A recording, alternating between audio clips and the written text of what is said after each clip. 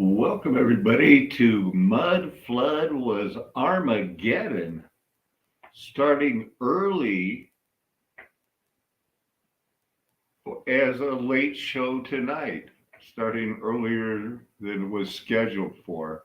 Because I'm on mountain time now. So this is probably around the 6 o'clock would be about the time I would normally be at 7 o'clock when I used to start.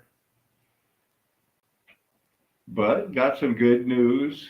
Did get, we'll have some extra income once I get settled in here into Colorado, and gonna keep going with the show. Tonight we're gonna be looking at Second Chronicles chapter 1.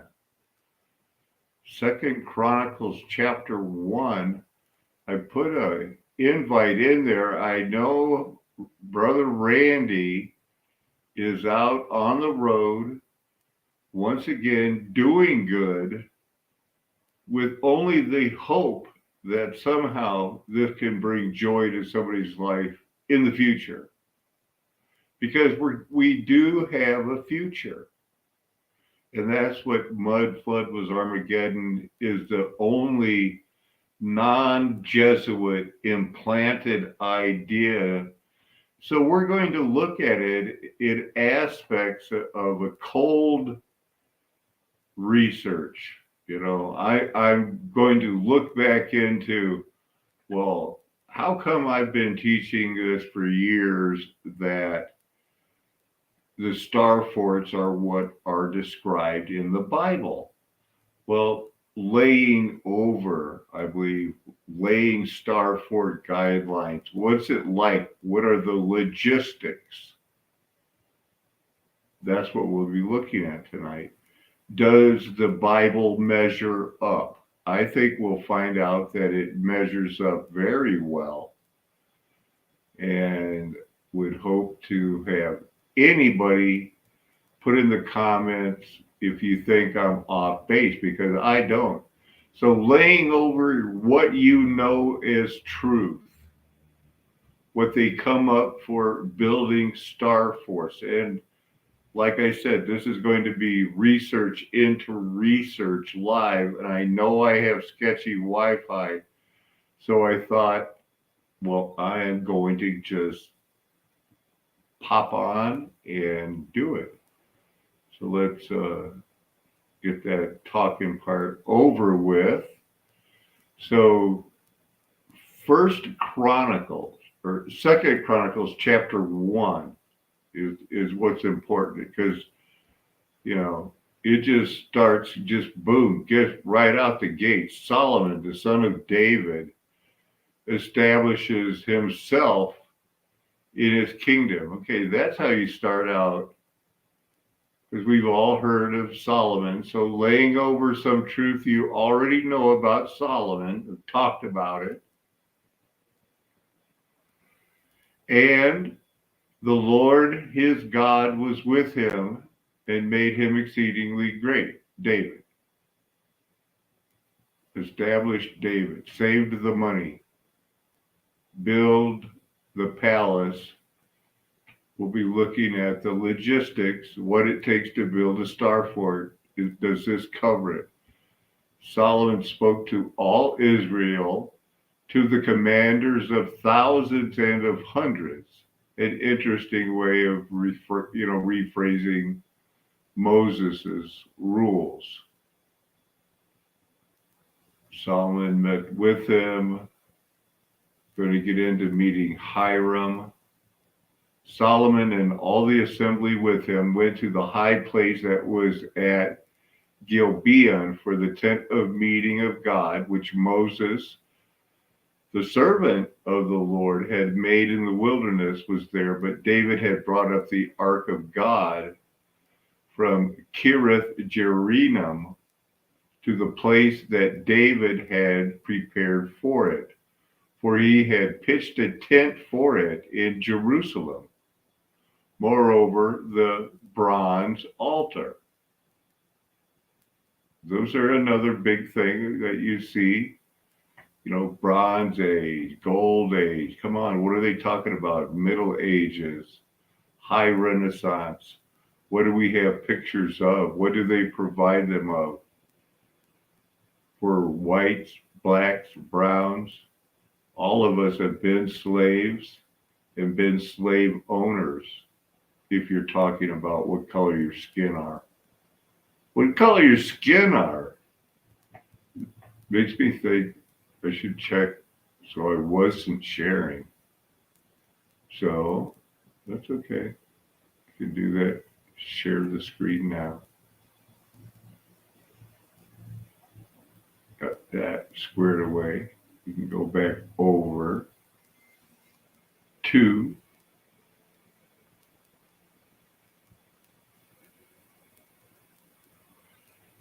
just trying not to use my phone. The bronze altar. So there we go. Solomon prayed for the right things, prays for wisdom. That night, then God appeared to Solomon, said, "What shall I give you?" And Solomon said, "You've given a great and steadfast love to David, my father." Well, I should say so. And have made me king in his place. It looked pretty sketchy there for a while, if not for, was it Nathan the prophet, Bathsheba. "Oh Lord God," verse 9 starts, it continues, "Let your word to David, my father, be now fulfilled. For you have made me king over a people as numerous as the dust of the earth." Wow, that's a lot. That's matrix numbers. But we'll just see what it takes for supervisors. Once you get people under your, put them under hard labor, and somehow they're just like cool with it. So that was verse 9. God answered Solomon, "Because it was in your heart, you have not asked for possessions, wealth, honor, or the life of those who hate you." So he didn't pray, "Oh, avenge me on this person." "And have not even asked for long life, but have asked for wisdom and knowledge for yourself, that you may govern my people over whom I have made you king." Whew, that's a big one. "Wisdom and knowledge are granted to you. I will also give you riches, possessions, and honor, such as none of the kings who were before you and none after you shall have the like." Well, they'll still try. That's what, remember, we're going to be looking at the building of Starforts here. The long awaited King David's, you can't build this. He was a man of blood. Unlike me and you, hopefully, Lord willing.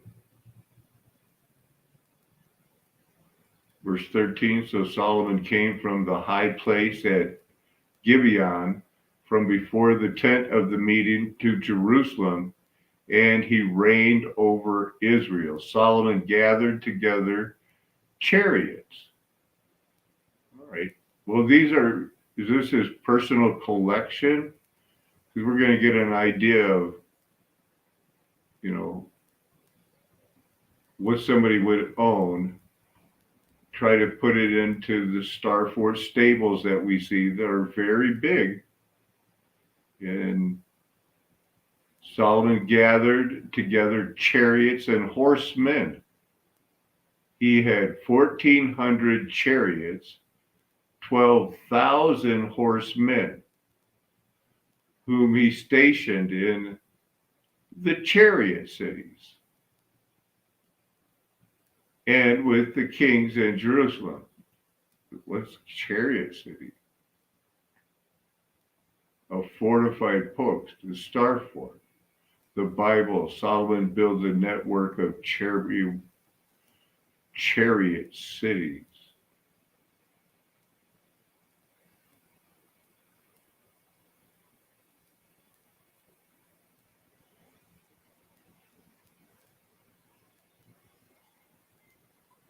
Solomon's chariot city. So that's pretty much what you get.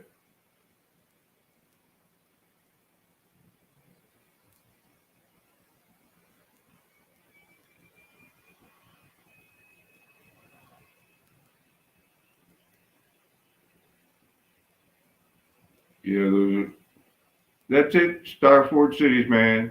I'll say Starfort, baby.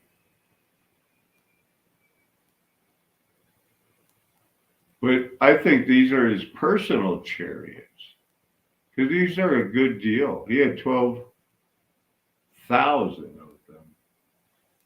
And the king made silver and gold as common in Jerusalem as stone. That's how come I'm thinking, well, maybe these are his Jade Leno collection. Because gold and silver is common as stone. Cedar, that's a yummy type of wood that everybody loves. As he made that as plentiful as the sycamore of the Shephelah. And one thing we know for sure about the sycamore of the Shephelah, it's hard to get, it's hard to come by. But when you get some, you're gonna, like, hey, check it out. Maybe I'm gonna make a sauna or something. I don't know. Solomon's import of horses was from Egypt. So that's where he got them. Solomon's import of horses was from Egypt and Q. A lot of interesting people, including myself. For now, the only non Jesuit thinking is myself and the black Hebrew Israelites. Verse 17 continues, they imported a chariot for Egypt for 600 shekels of silver. Well, silver and gold were made as common as stone. And a horse was 150 shekels. So, but they still paid. Times were good, but this is what you get. You can get the chariot for 600 shekels. The horse is 150. Likewise, through them, these were exported to all the kings of the Hittites and the kings of Syria. If I went to Esther 1,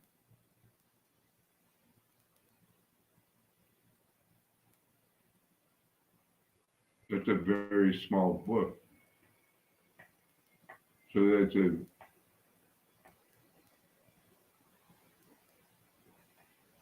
I don't know how many of these were kings, but like this Persian king, he ruled over 127 provinces. So I think some of those were considered kingdoms. He was there one. They all had a king over them.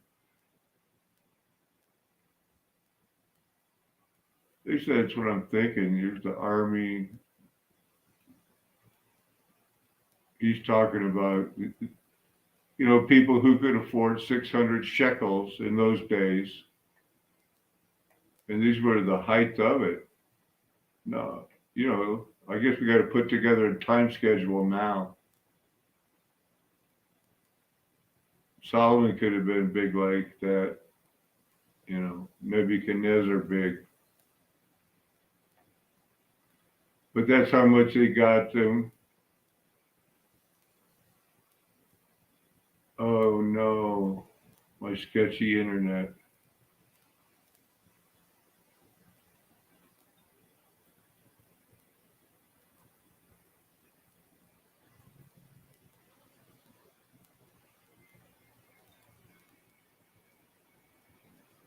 Hey, Timothy. Hi.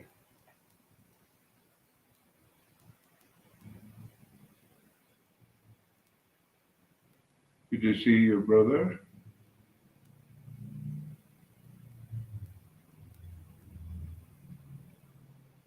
Never bet against the Bible. I like that one.